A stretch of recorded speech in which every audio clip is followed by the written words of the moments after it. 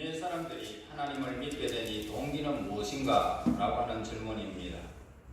그 당시 그들에게는 구원의 희망이 전혀 없었던 그런 이방인 상태였습니다. 왜냐하면 니네 성 이 사람들에게는 아버지와 같은 사랑을 지니신 하나님을 아는 믿음을 지닌 사람이 한 사람도 없었기 때문입니다.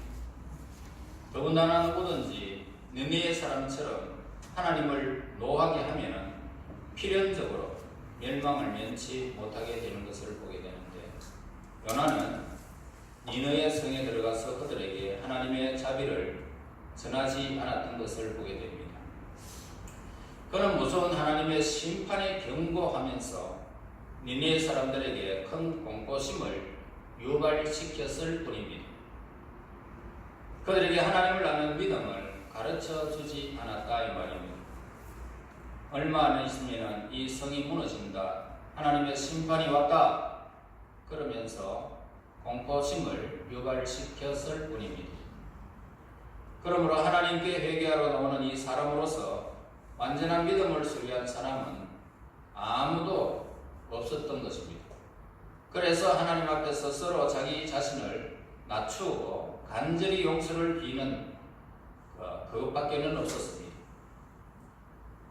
그러니까 두려움은 뭡니까? 두려움도 믿음의 일부분이다 라고 보면 되겠습니다.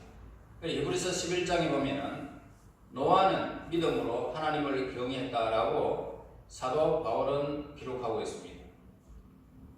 자, 사도 바울은 이 노아의 경외심에 대해서 다음과 같이 이야기를 하고 있습니다.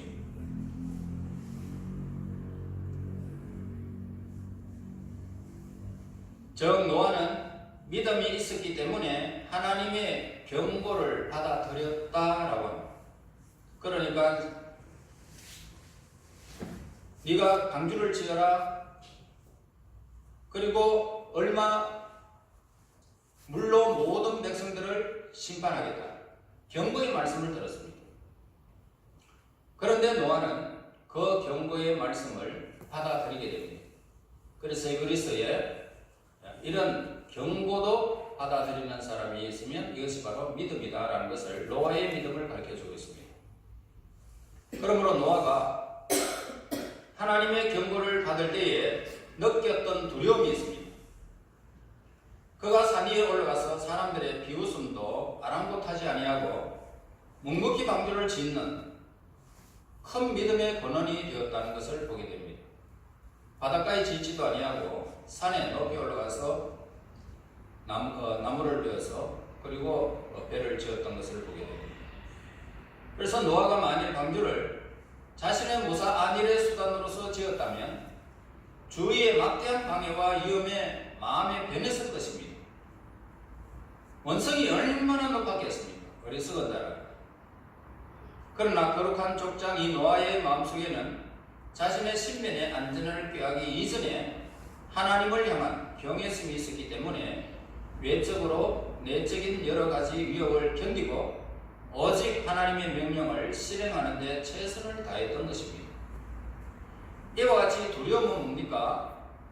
두려움은 믿음의 일면이다 라고 생각하면 되겠습니다. 그러니까 니느의 사람들이 하나님을 믿었다는 사실을 우리는 두렵게 여겼던 그들을 통해서 노아의 믿음을 비추어 볼 때 그들도 하나님을 향한 믿음을 가졌다라고 볼 수 있습니다. 그들은 두려움으로 하나님께 복종하는 동시에 하나님께 용서를 간절히 빌게 되는 것을 보게 됩니다. 그러므로 니느의 사람들이 요나의 경고를 듣고 느낀 것은 단순한 두려움 그 이상의 것이다 라는 결론을 이루게 됩니다. 왜냐하면 그들은 자신이 하나님 앞에서 범죄했기 때문에 벌을 받아서 마땅한 것임을 깨닫고 있었기 때문이었습니다. 그들은 두려움으로 당하여 혼절할 지경이 된 것입니다. 그래서 사람의 징계를 무서워하는 이들은 용서를 구할 용서조차 할 수 없게 됩니다. 그러나 사람이 아무리 큰 죄를 범했을지라도 하나님 앞에 엎드려 간절히 용서를 구하면 틀림없이 하나님의 은혜를 자기도 받을 수 있다는 소망을 품게 되는 것입니다. 비록 그들은 회개가 무엇인지, 하나님을 경외하는 것이 무엇인지 그들은 전혀 알지 못했지만 하나님의 은혜를 베푸시는 분이라는 사실을 그들은 알았기 때문에 그 은혜의 하나님을 믿었던 것입니다. 하나님 우리에게도 은혜를 베푸시옵소서. 그리하여 자신들은 죽어마땅한 죄인이라는 사실을 그들은 깨달았지만은 실망하지 아니하고 하나님께 용서를 구하는 이 기도를 감히 드리게 된 것입니다. 그러므로 니느웨 사람들은 자신이 하나님 앞에서 범죄했다는 단순한 이 지식을 요나를 통해서 깨달았을 뿐 아니라 그 이상의 유익한 진리를 깨달아서 회개에 합당한 자세를 취한 것임을 보게 됩니다. 이제 이 요나가 니느웨 사람들에게 선포한 경고의 여지가 무엇이고 느니네 성의 사람들에게 미친 큰 영향력은 어떤 것인지 그 실체를 우리가 생각해 봐야 할 것입니다. 요나는 물고기 뱃속에서 자신이 잘못을 크게 뉘우치고 각성하는 모습을 우리는 앞에서 보았습니다. 이와 같은 영혼의 진지한 열정으로 이제 4절에 보면은 40일이 지나면 니느웨 성이 무너지겠다라고 말씀을 하고 있습니다. 그랬더니 이 경고를 계속하여 외칩니다.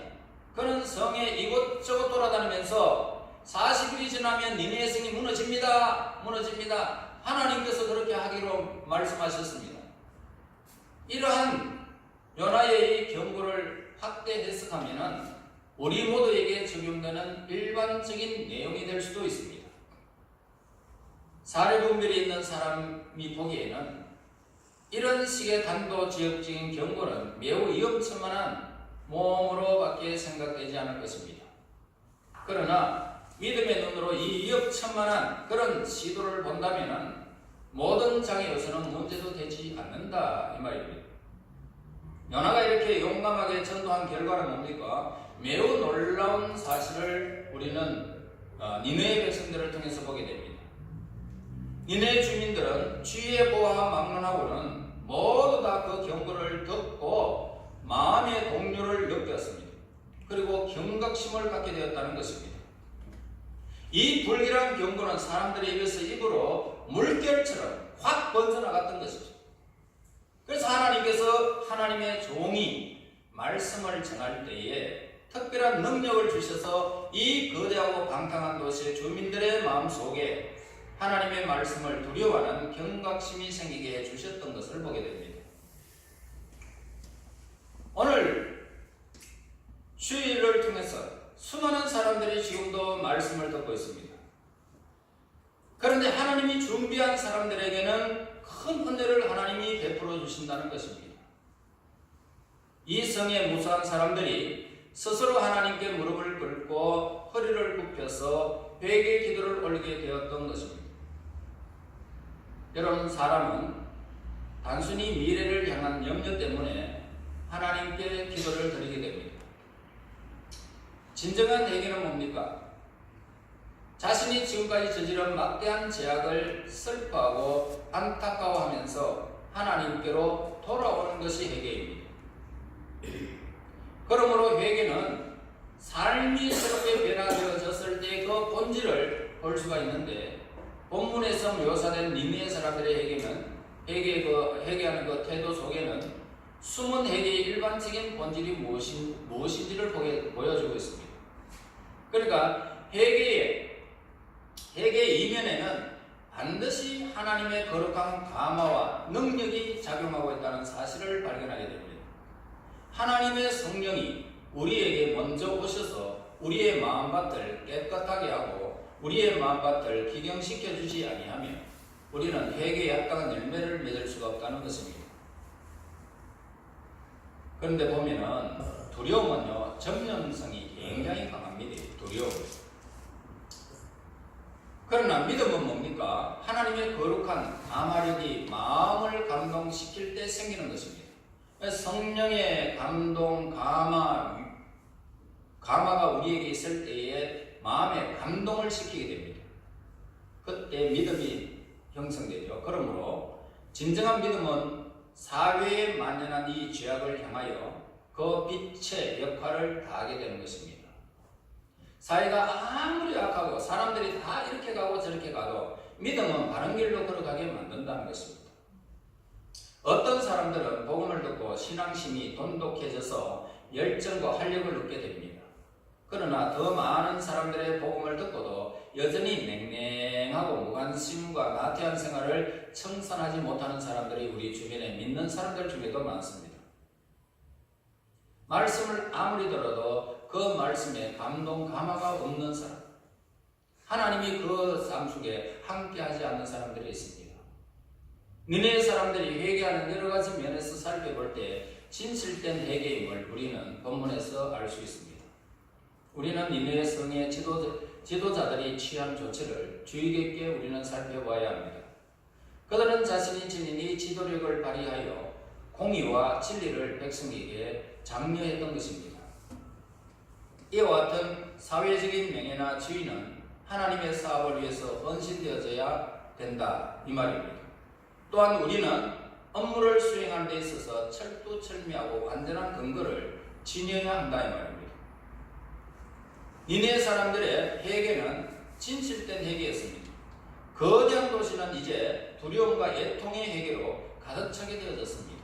죄를 슬퍼하는 굴복의 표시는 어느 곳에서도 다 찾아볼 수 있을 정도로 여기에서 구름바다 저기에서 구름바다 죄를 뒤집었으면서까지 그렇게 하나님을 향하여 그들이 돌이키는 모습을 보게 됩니다.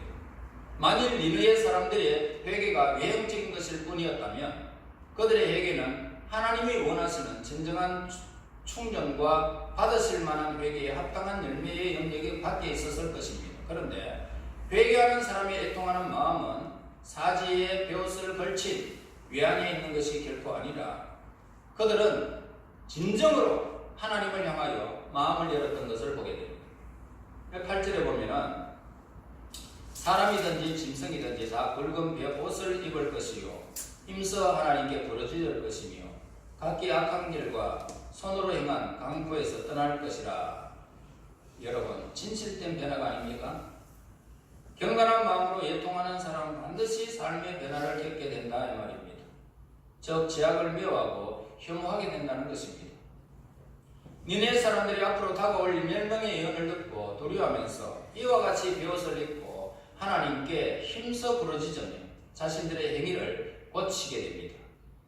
그래서 그들의 힘과 능력의 이 무한한 권한이 하나님께로 돌아오는 것을 보게 됩니다. 그리하여 니네 사람들은 우주의 통치자이신 하나님이라는 이 사실을 국민 전체가 인식하는 복된 결과를 맞이하게 됩니다. 그러므로 누구든지 하나님의 무한한 능력 앞에서 두려움을 가지고 살아야 함을 우리에게 가르쳐주고 있습니다. 여러분, 하나님 앞에 경건해야 됩니다. 이 세상 사람 두려워할 것은 없습니다. 저 사람 내한테 윽박 지르고 우격다짐하고 하려고 하는데 내가 어떻게 하면 될까 염려할 필요는 없습니다. 하나님이 그들의 마음을 녹여버리면 우리에게는 전혀 문제가 되지 않습니다. 회개의 영이 임하면 오늘 우리가 가는 곳마다 진정한 하나님께서 향하신 그 손길을 여러분들이 보게 될 것입니다. 또한 하나님의 자비와 인내의 이 경이로움을 찬양함을 가르쳐주고 있는데요. 니네 백성들의 회개의 역사는 그리스도인의 의무와 능력을 무엇인지 깨우쳐주고 있습니다. 우리 그리스도인들의 의무는 뭡니까? 세상에 나가서 복음을 전파하는 것이 기독교인의 의무입니다. 하나님의 우리와 같은 진노를 전하는 것이 아니고 또한 율법을 어긴 사람을 받을 엄분의 그 형벌을 전하는 것도 아닙니다. 오직 마가복음 16장 15절에서 이렇게 말합니다. 또 이르시되 너희는 온 천하에 다니며 만민에게 복음을 전파하라고 명령하고 있습니다. 여기에 순종하는 것입니다. 복음을 전파한 이 요나를 통하여 그들은 회개하였고 하나님께서는 그 뜻을 돌이키는 모습을 보게 됩니다. 이 사람의 뜻을 돌이킨다는 의미는 마음과 목적의 변화로 행동의 변화, 초래된다는 그런 의미를 담고 있습니다. 그러나 하나님께서 뜻을 돌이키신다는 의미는 하나님의 거룩한 통치 목적에 의해서 통치 방법과 그에 따른 통치 형태를 변경시킨다는 의미가 담겨져 있습니다. 죄와 그 피의 성인 니느웨에 대해서 공의의 하나님께서 진노하셨죠. 그들의 죄악을 무르기를 대로 무르익었습니다. 그래서 하나님께서도 그를 멸하기로 결정한 것입니다. 그러나 그들이 죄악에서 돌아서자 하나님께서도 심판의 손을 거뒀다는 것입니다.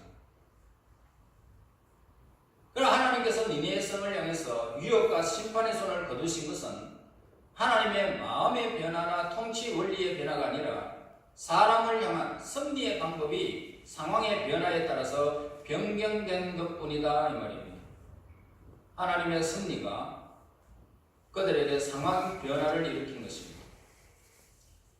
그들이 회개하고 사람이 회개하면 하나님께서 항상 그를 통한 통치 방법에 대해서 또 변화시키는 모습을 보게 됩니다.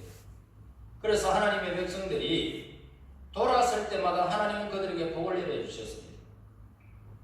돌아서지 아니하고 계속 어긋난 길로 걸어갈 때에 하나님은 다른 세력을 일으켜서 그들을 심판하는 모습을 보게 됩니다.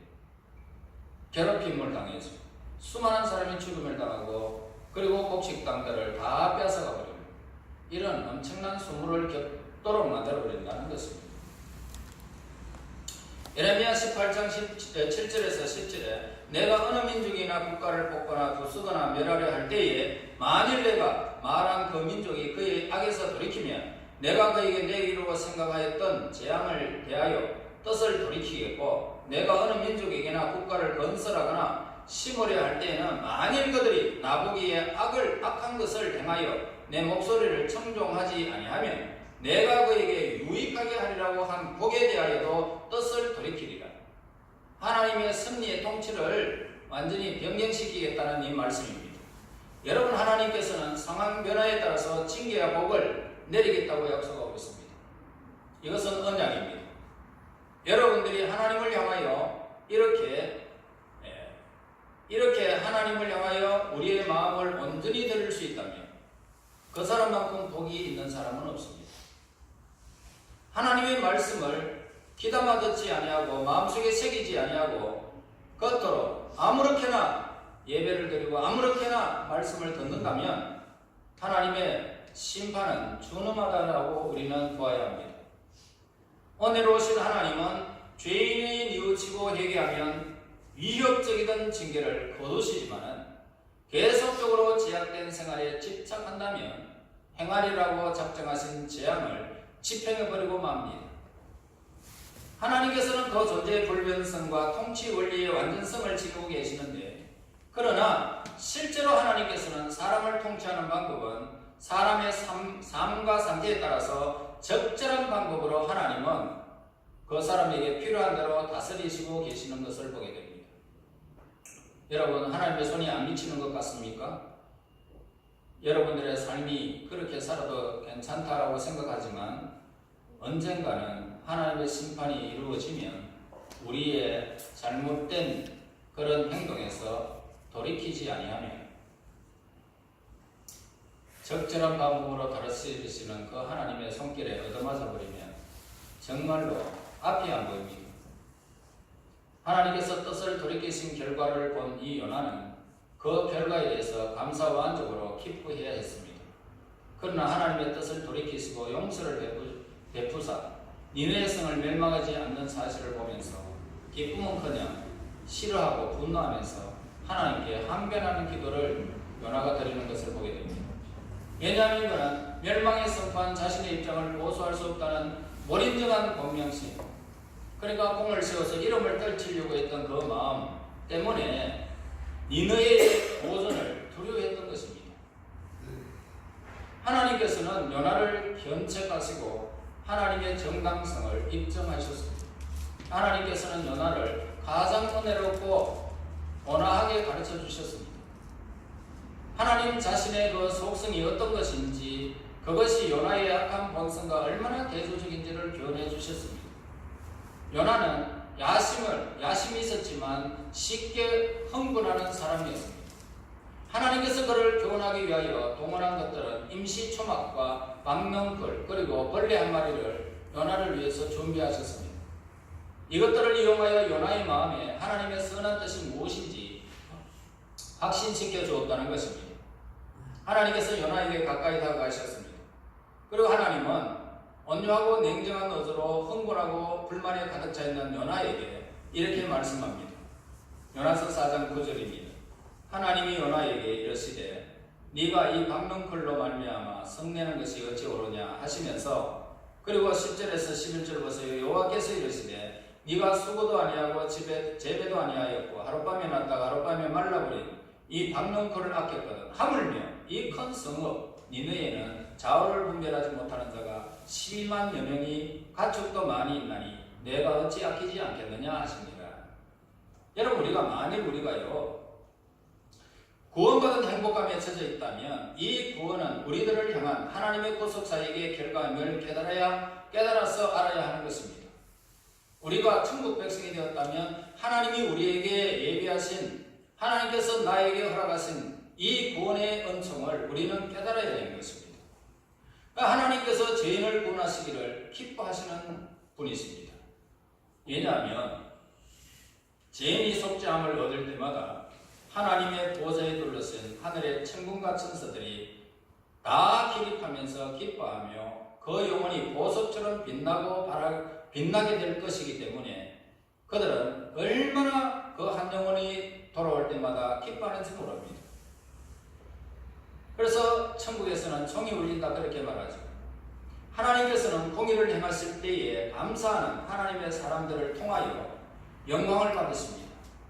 또한 자비를 베푸실 때에 하나님은 우리를 통해서 기뻐하십니다. 하나님은 우리에게 복을 내리실 때마다 하나님이 굉장히 흡족해 하신단 말입니다. 그렇기 때문에 하나님께 징계받는 것보다는 하나님께 복을 받는 것을 하나님이 매우 기뻐하시는 것입니다. 여러분들이 살아가는 날 동안 하나님의 베푸시는 그 은혜와 은총이 여러분들에게 늘 함께 해야 되는데, 내가 악에 빠져가지고 내 습관을 고치지 못해서 나에게 그냥 하나님의 진노의 손길이 우리에게 임한다면 얼마나 괴로운 인생입니까? 하나님도 괴롭습니다. 하나님도 그걸 원하지 않습니다. 기뻐하지 않습니다. 하나님은 우리에게 자비를 베푸실 때에 기뻐하신단 말입니다. 여러분, 자녀들을 생각해 보세요. 자녀들이 잘못할 때 그 해차리를 든다면 얼마나 그 마음이 아픕니까? 그런데 자녀에게 좋은 것을 주실 때에 그 마음 어떻습니까? 잘 먹고 엄마 맛있어, 아빠 맛있어, 좋아요, 아빠 좋아요, 아빠 사랑해요, 엄마 사랑해요. 참 기뻐하잖아요. 하나님이 우리에게 자비를 베푸실 때에 기뻐하신다 이 말이에요. 구원받은 우리를 통하여 하나님은 영광 받으실 것입니다.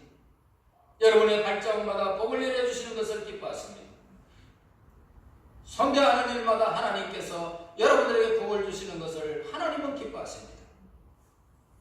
우리는 그것을 통해서 하나님의 기쁨이 될 수 있도록 우리의 마음을, 우리의 생각을, 우리의 몸을 하나님이 원하시는 곳에 내 삶이 있기를 원합니다라고 하는 이 고백이 있을 때에 하나님이 기뻐 견딜 수가 없이 여러분의 손, 여러분의 발자취, 여러분의 기억 모든 것에서 복을 내려주실 때에 하나님의 기쁨이 얼마나 충만하겠나 이 말입니다. 여러분, 우리는 하나님의 기쁨이 되어야 됩니다. 진노하면서 우리를 보면서 진노하시는 하나님이 되지 않도록 우리 애를 날마다 쳐서 복종시키며 하나님을 향해야 될 것입니다. 니느웨 백성들을 통해서 하나님은 기뻐하셨습니다. 박넝쿨 하나를 통해서 교훈해 주신 하나님, 요나가 그 박넝쿨을 통해서 얼마나 기뻐했습니까? 햇빛이 찬란한데 박넝쿨이 와가지고 햇빛을 탁 덮어주니까 그늘 속에서 있으니 굉장히 행복하잖아요. 그런데 그것을 갖다가 거두시니까 얼마나 혼쭐해가지고 내 생명이 끊어질지라도 좋습니다 그러면서 하나님을 향하여 막 원망하지 않습니까? 그거 하나 박넝쿨도 네가 아끼고 좋아했다면 내가 이들에게 베푸는 그 은혜가 얼마나 큰지 네가 아느냐? 그들의 진도를 내가 거둔 것이 내가 얼마나 행복한지 아느냐? 여러분 이해하시겠습니까? 하나님은 여러분들에게 복을 내려주시기를 원하고 계십니다. 자비를 베풀 때 기뻐하시기를 원하십니다. 그러므로 저와 여러분 우리는 그 영광을 하나님 앞에 세세토록 돌려야 할 의무가 우리에게 있습니다. 하나님의 구원의 기쁜 소식을 늘 전하면서 하나님이 원하시는 것이며 하나님의 복받는 길이라면 내가 그 자리에 있겠습니다. 이 자세를 취하는 것이 하나님의 기쁨입니다. 하나님의 영광을 돌리며 남은 생에 하나님으로부터 복을 받아서 하나님의 기쁨이 되시기를 예수 이름으로 축원합니다. 아멘. 하나님 감사합니다. 찬양과 경배를 드립니다. 이곳에 하나님의 교회를 세우시고 복음만이 우리들이 부름을 받게 됨을 감사합니다. 하나님 기쁨이 무엇인지를 저희들이 오늘도 배웠습니다. 하나님께서 진노를 거두실 때 그것이 하나님의 기쁨인 줄 믿습니다. 자비를 베푸실 때 하나님의 기쁨인 줄 믿습니다. 우리의 심령이 새롭게 되어져서 하나님의 기쁨이 원하는 것, 하나님이 원하시는 것, 하나님이 기뻐하시는 것, 그것에 저희들이 머물기를 원하옵나니 하나님 저희들과 함께하여 주시옵소서. 예수님 이름으로 기도하옵나이다. 아멘.